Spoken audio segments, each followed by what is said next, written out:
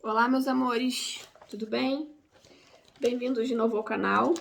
Eu vou compartilhar esse vídeo tanto no Na Real em Portugal, porque é um tema de relevância para a matéria de imigração, mas também vou falar sobre ele no canal Direito, etc. Então, se você não é inscrito no canal, nenhum nem outro, por favor, eu peço que você se inscreva, compartilhe esse vídeo com as pessoas que você acha que são interessadas nesse tema. Eu vou falar agora sobre guarda de filhos e como isso pode impactar a situação de imigrante, ok?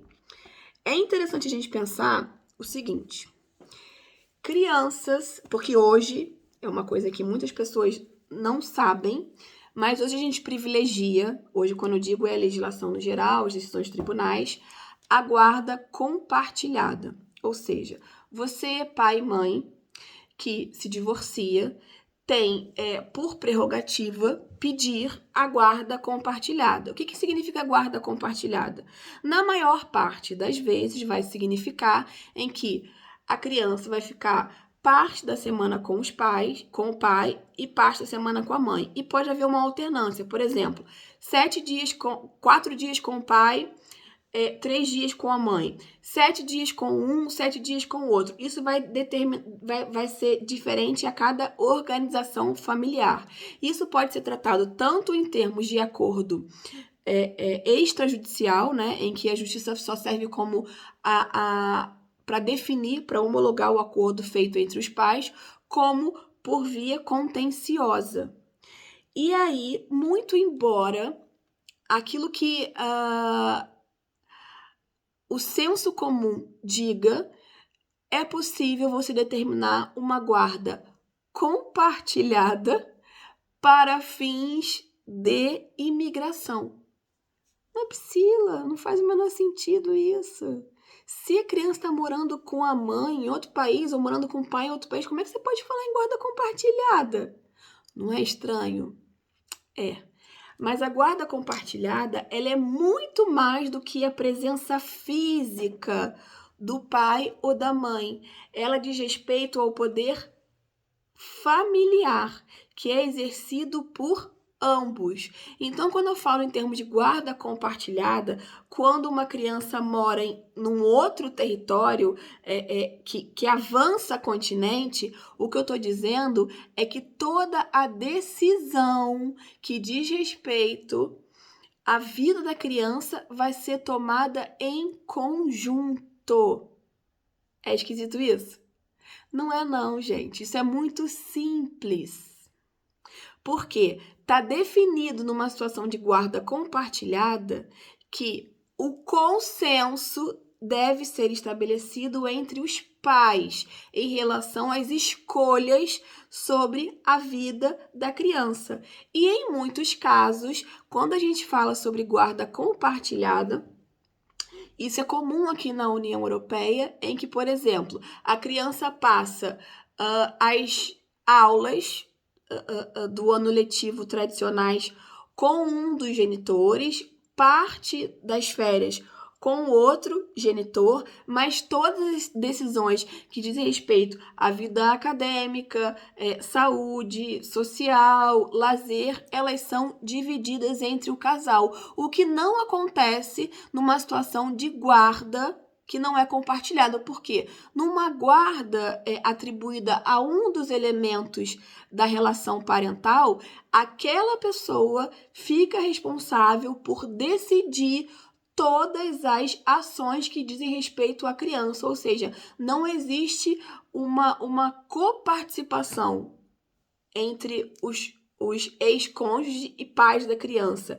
Aquela pessoa que foi definida como uma guarda unitária, ela é efetivamente a responsável por todas as decisões que decorrem da vida da criança. Perceberam a diferença? Ou seja, você pode ter uma guarda compartilhada, mesmo que a criança não esteja vivendo efetivamente debaixo do mesmo teto em situações de alternância semanal.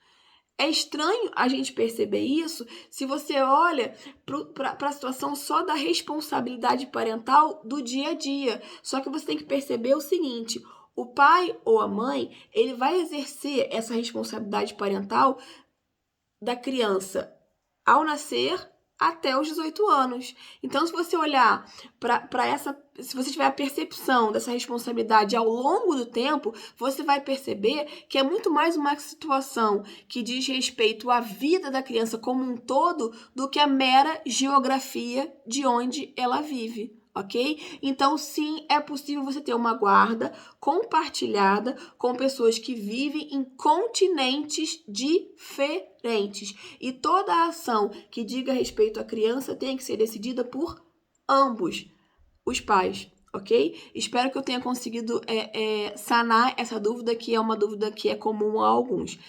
O outro ponto é, com que diz respeito aqui à imigração, existem pessoas que vêm morar em Portugal e querem que a criança tenha residência, ok? Um dos cônjuges, um dos ex-cônjuges, né, um dos pais, vive, por exemplo, no meu exemplo mais recorrente, no Brasil. O outro decidiu imigrar. Já são separados e no Brasil eles têm uma guarda compartilhada. O que vai ser, ou uma guarda unitária, em que está definido que é a guarda da mãe ou do pai. O que vai ser essencial para essa criança obter o direito à residência em Portugal? Um termo de autorização, e ele não precisa ser judicial, e ele é necessário, ainda que tenha uma guarda estabelecida em juízo, em que o pai ou a mãe diz o seguinte: autorizo a criança, nome XYZ, a residir com a mãe ou o pai por prazo indeterminado no território português a título de residência, blá, blá, blá, blá, blá, os motivos que decorrem da residência. Seja por trabalho do pai ou da mãe, seja por estudo da criança, o motivo que dá origem ao título.